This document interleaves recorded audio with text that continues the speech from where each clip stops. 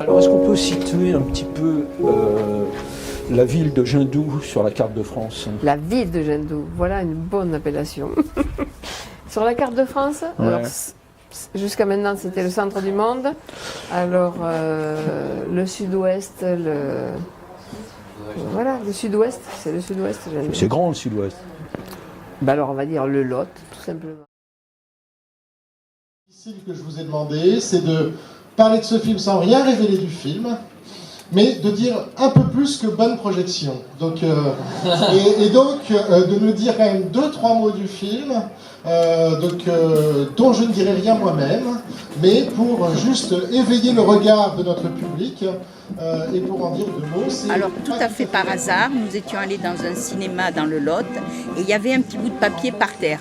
J'ai ramassé ce bout de papier pour le mettre à la poubelle, mais avant, mon regard s'est posé dessus. Et là, j'ai dit à Jocelyn, oh, regarde, il y a un cinéma pas loin d'ici, un petit festival, si on y allait. Et comme ça, nous sommes venus à Jindou. Voilà. C'est notre rituel, tous les gens, une journée entière toutes les deux à Jindou, au festival du film. Ah ben, ça a été un coup de cœur. C'est magique. Il y a la Guillonie. Le film de la Guillonie. Parce que nous, on est Nous fans. sommes des fans. Et on a même travaillé avec les enfants, parce qu'imagine-toi qu'on est prof, et qu'en plus de ça, eh bien, je m'occupe de collège au cinéma. Voilà. Et que Paul, elle est prof de français et elle gère collège au cinéma dans notre collège. Et on a déjà travaillé Et crac. sur Et on notamment a sur le tableau voilà, sur le tableau de la Guillonie. de la Guillonie avec les enfants. La première fois qu'on est arrivé ici, on est arrivé nous en t-shirt le soir pour voir le premier film. Et là on a vu des gens arriver avec des couvertures, des sacs de couchage. Puis on s'est dit, ah, ils veulent camper là ou quoi? Mais le premier film fini, le deuxième, on s'est vite aperçu qu'il nous fallait quelque chose sur les épaules, le froid est arrivé.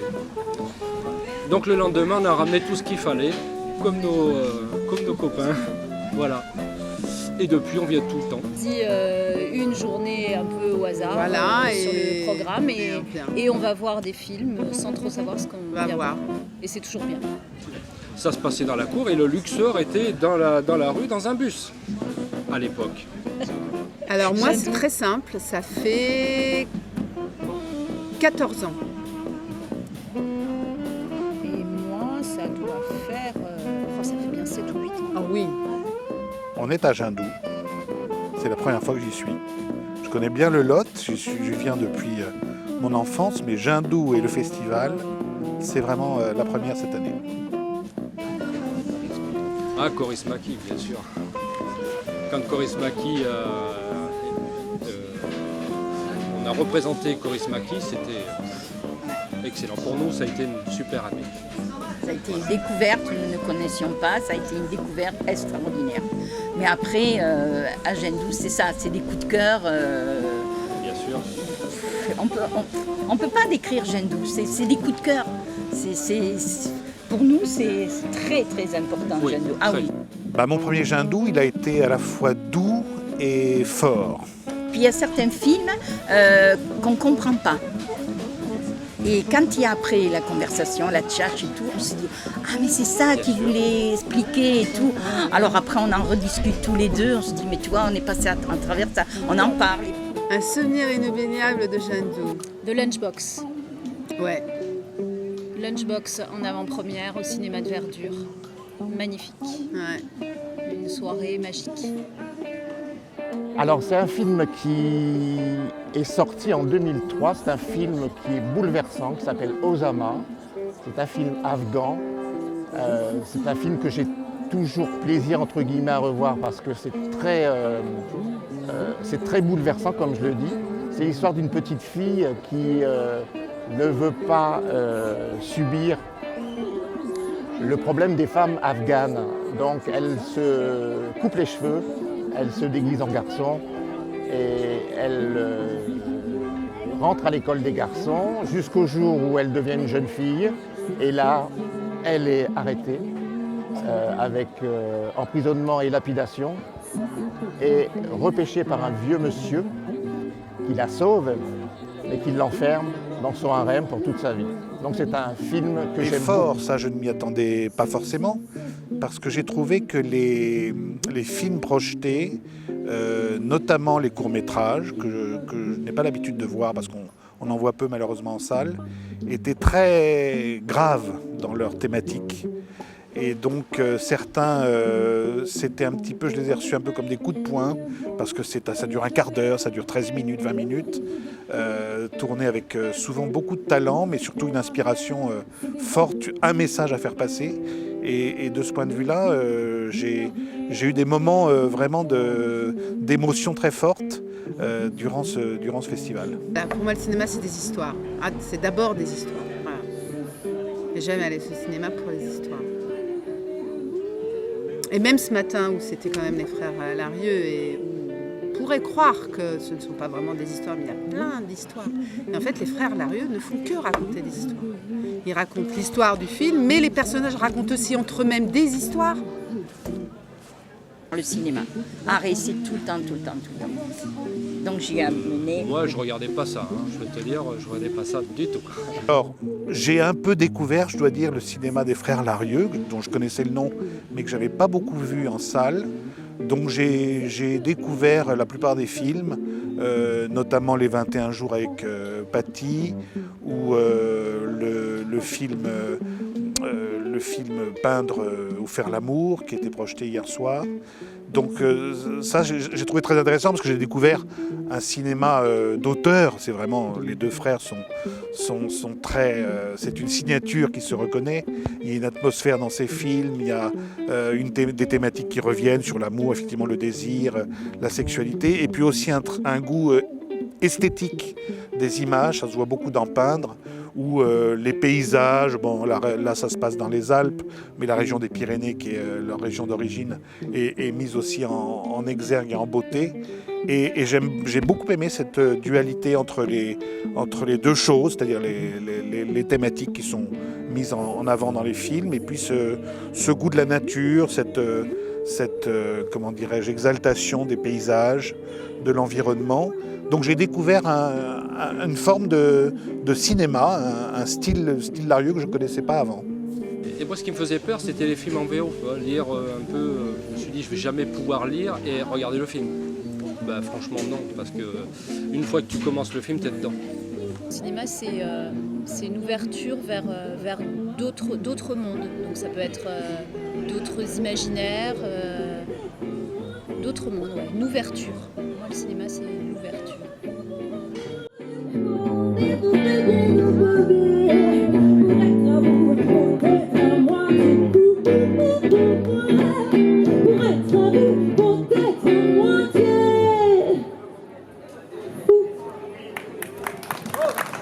Florian Goethe, Merci. Merci pour ce geste aussi. Ça va? Ah, ben là, c'est une ouverture sur le monde, c'est une richesse. C'est une réflexion. C'est une réflexion, c'est du bonheur. Enfin, nous, on adore aller au cinéma. Ouais. C'est un partage aussi avec d'autres personnes. Et puis ça fait aussi voir que dans d'autres pays, on vit différemment, et qu'il se passe autre chose. Ah oui, et voilà, quoi, on n'est pas tout seul sur cette planète. Qu'est-ce que le cinéma?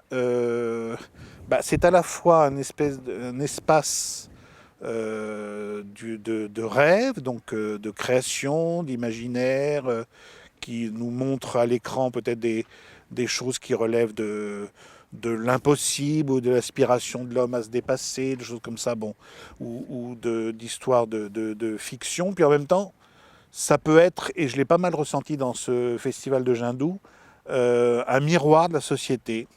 Et j'ai pensé que cette année, alors c'était une thématique qui était un petit peu annoncée, mais la gravité des sujets, encore une fois, que j'ai ressenti, y compris chez les jeunes issus de la ruche, et qui ont fait pour certains des courts-métrages, était empreinte de cette un peu, comment dirais-je, lourdeur et gravité de notre époque, avec des thèmes pas toujours très optimistes, mais qui sont bien le miroir de peut-être l'époque qu'on vit, des questions qu'on se pose, de l'état du monde, des incertitudes qui sont devant nous.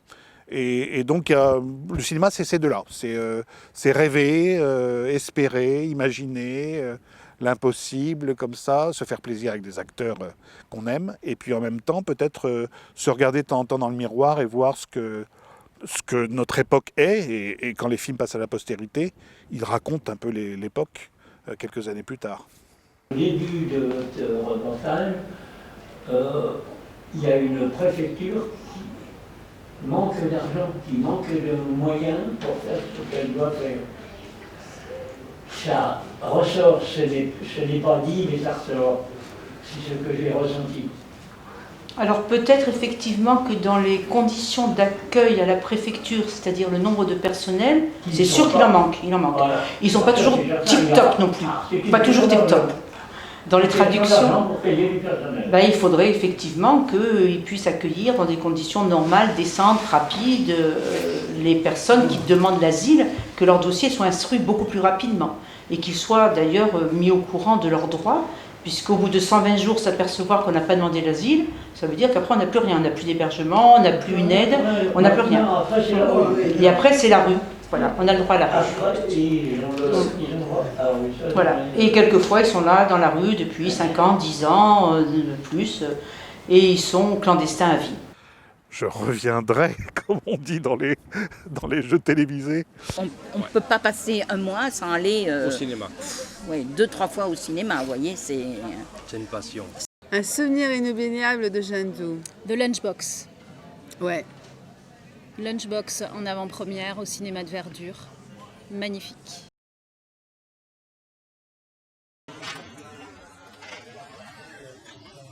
Alors bénévole, c'est participer à la vie du site. La buvette, les déchets, servir les gens, s'assurer que le site soit prêt à être utilisé en toutes circonstances. C'est ça, être bénévole. Donc on s'assure que sur les tables, il n'y a pas de soucis, il n'y a pas de déchets qui ne soient pas sales, que les cigarettes, si le cendrier est plein, on le vide, toutes ces choses-là. On arrose les plantes, on fait vivre le site pour qu'il soit en pleine forme quand on l'utilise.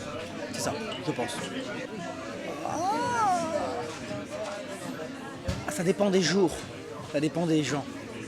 Mais en soi, par exemple, on prend 1 heure pour nettoyer un site le matin, 1 heure, non 2 heures, 1 heure ou 2 pour nettoyer un site le matin, on le refait l'après-midi, 1 heure. Tout le temps, toute la journée.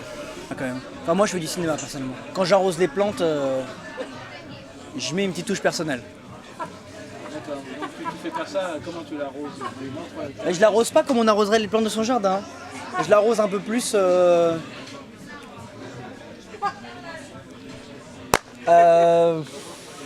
presque de façon divine, un peu grecque, un peu Apollon. Ah ouais? Ouais. En soi, si je devais arroser les plantes normalement, je me ferais un peu chier.